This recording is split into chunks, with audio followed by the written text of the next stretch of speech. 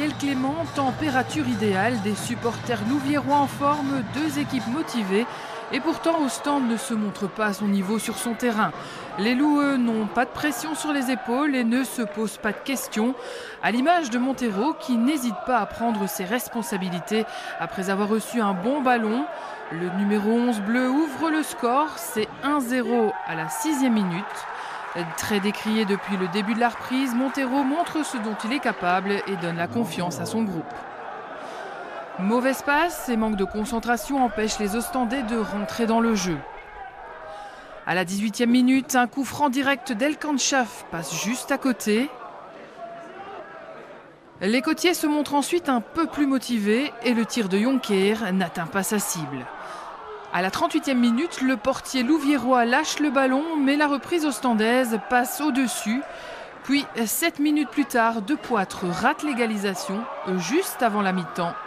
C'est 0-1.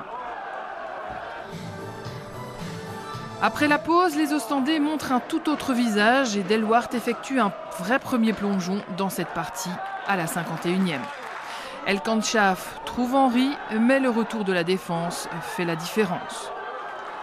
55e minute, probablement le tournant du match. Gay empêche Kudimbana de relancer. L'arbitre lui inflige une jaune, c'est la seconde. La sortie est tout indiquée pour le Français. Les Loups devront se battre encore 35 minutes à 10.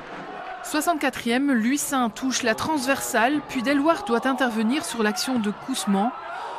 Jonker s'affiche ensuite avec De Poitre suite à une erreur en défense. L'égalisation est au bout des efforts ostendais, même si les hommes de Tibor Balog n'ont certes pas démérité. Les hommes de Frédéric Vanderbiest retrouvent leur confiance alors que la Louvière pouvait prétendre à un pénalty suite à une faute de main dans le rectangle. Une dernière belle occasion pour Fallon à la 88e et l'arbitre siffle la fin de la rencontre. Place aux prolongations. Les 15 premières minutes ne sont pas très concluantes ni pour l'une ni pour l'autre équipe. À la 16e minute, le grand De Poitre place sa tête à côté du but et rate le 2-1.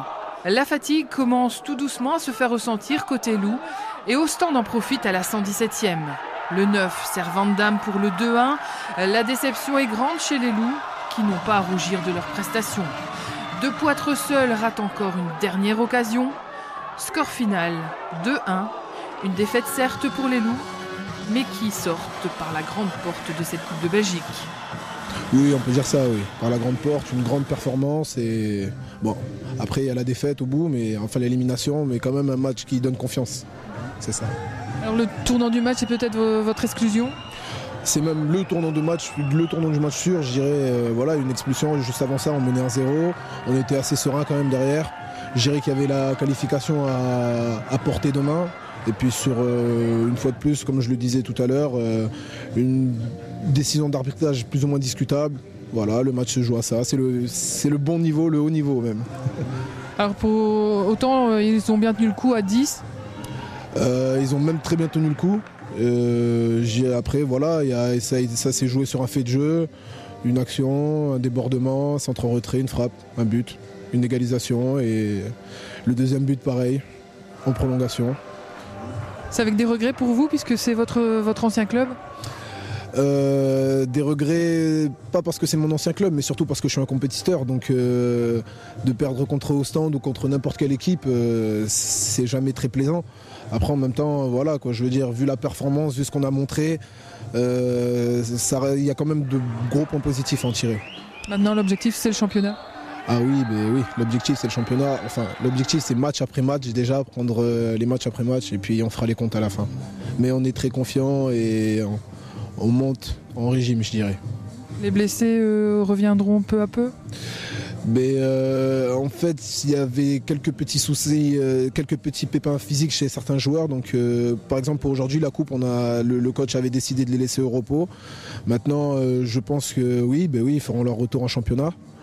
Et puis on espère que ça nous aidera à reprendre le goût de la victoire.